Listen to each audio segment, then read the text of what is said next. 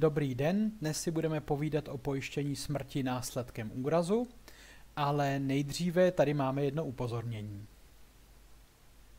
Tím upozorněním je, že veškeré informace v tomto videu jsou určeny pouze ke vzdělávacím účelům a nejedná se o doporučení nebo radu, který typ pojištění si máte sjednat.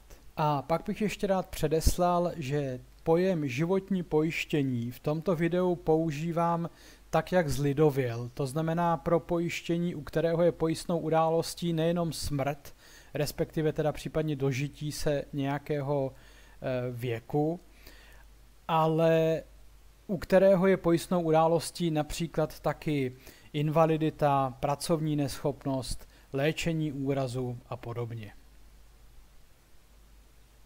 My už jsme si ve videu o pojištění trvalých následků úrazu řekli, že úrazy jsou to, čeho se lidi obvykle nejvíc obávají, u čeho mají dojem, že je to nejvíc ohrožuje. Je to proto, že většina lidí jezdí autem a na silnicích se velice často setkávají s úrazy při autonehodách. Prakticky nemáte jedny večerní zprávy, kdyby vás televize sama aktivně neinformovala o tom, že někde došlo k nějaké hromadné nehodě, že byla někde nějaká letecká katastrofa, že bylo zemětřesení a že přitom zemřelo tolik a tolik lidí. Já jsem si tady pro vás připravil jednu statistiku, a to sice podíl úmrtnosti následkem úrazu na celkové úmrtnosti. Čili jinak řečeno, zde můžete vidět, jakou šanci mají lidé v jednotlivých věkových skupinách na to, že zemřou právě následkem úrazu.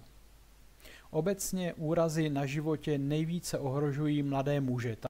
Já osobně si myslím, že když už se rozhodnete pro pojištění smrti, tak není důvod se pojišťovat jenom pro tu situaci, kdy zemřete pouze následkem úrazu, že je podle mě potřebné zajistit tu situaci i v případě, kdy k ní dojde z jiných příčin.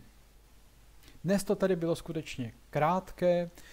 Kdyby vás zajímalo více podrobností o pojištění smrti následkem úrazu, můžete navštívit stránky www.potřebnépojištění.cz a jestli by vás zajímalo, jak ta omezení pojištění smrti následkem úrazu obejít, najdete to na webu www.smysluplnéživotnípojištění.cz. To je ode mě dnes všechno, mějte se krásně.